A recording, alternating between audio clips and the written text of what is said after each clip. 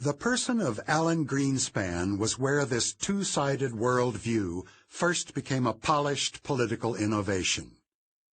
He was able to play the seemingly incompatible roles of believer and pragmatist fluidly. There were no core beliefs in there to gum up the works.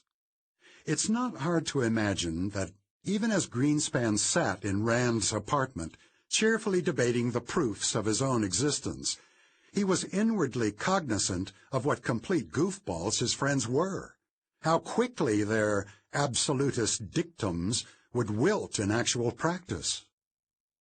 One of the surest proofs of this is Greenspan's schizophrenic posture toward his future employer, the Federal Reserve System. Rand's objectivists were very strongly opposed to the very concept of the Federal Reserve, a quasi-public institution created in 1913 that allowed a federally appointed banking official, the Federal Reserve Chairman, to control the amount of money in the economy. When he was at Rand's apartment, Greenspan himself was a staunch opponent of the Federal Reserve. One of Rand's closest disciples, Nathaniel Brandon, recalled Greenspan's feelings about the Fed.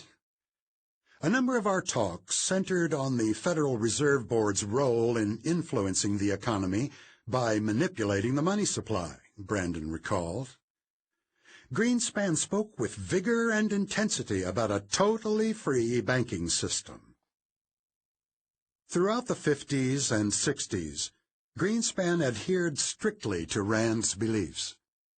His feelings about the Federal Reserve during this time are well documented. In 1966, he wrote an essay called Gold and Economic Freedom that blamed the Fed in part for the Great Depression. The excess credit which the Fed pumped into the economy spilled over into the stock market, triggering a fantastic speculative boom. Foreshadowing alert. In any case, during the same period, Greenspan drew closer to Rand, who, as self-appointed pope of the proto-capitalist religion, had become increasingly unhinged, prone to Galtian rants and banishments. One of her rages centered around Brandon, a handsome and significantly younger psychotherapist Rand met when she was 44 and Brandon was 19. The two had an affair, despite the fact that both were married. In a cultist echo of David Koresh / Branch Davidian sexual ethics, both spouses reportedly consented to the arrangement to keep the movement leader happy. But in 1968, 18 years into their relationship, Rand discovered that Brandon had used his pure reason to deduce that a young actress named Patricia Scott was, objectively speaking, about 10,000 times hotter than the by then elderly and never all that pretty to begin with Rand, and was having an affair with her without Rand's knowledge. Rand then used her pure reason and decided to formally banish both Brandon and his wife, Barbara, from the movement for violation of objectivist principles. This wouldn't be worth mentioning but for the hilarious fact that Greenspan signed the excommunication decree, which read, "Because Nathaniel Brandon and Barbara Brandon, in a series of actions, have betrayed fundamental principles of objectivism, we condemn and repudiate these two persons irrevocably." The irony of a refugee from Soviet tyranny issuing such a classically Leninist excommunication appears to have been completely lost on Rand. But now here comes the really funny part. Almost exactly simultaneous to his decision to sign this preposterous decree, Greenspan did something that was anathema to any good Randian's beliefs. He went to work for a politician. In 1968, he joined the campaign of Richard Nixon, going to work as an advisor on domestic policy questions.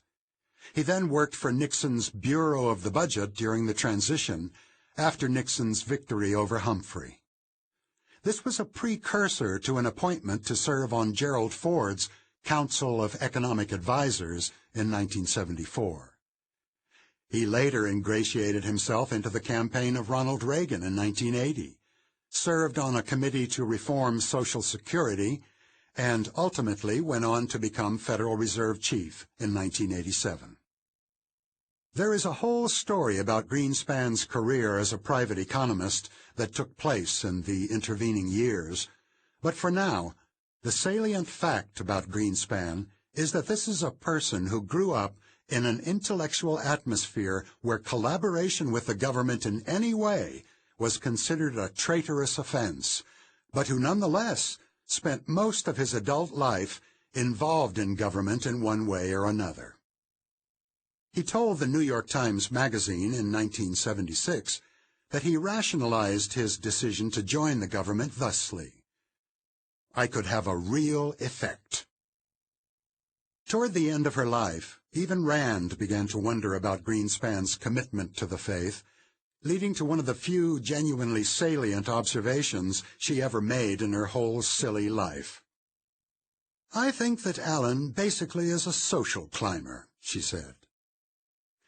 This ability to work both sides of the aisle at the same time would ultimately amaze even Barbara Walters, whom Greenspan somehow managed to make his girlfriend in the 70s.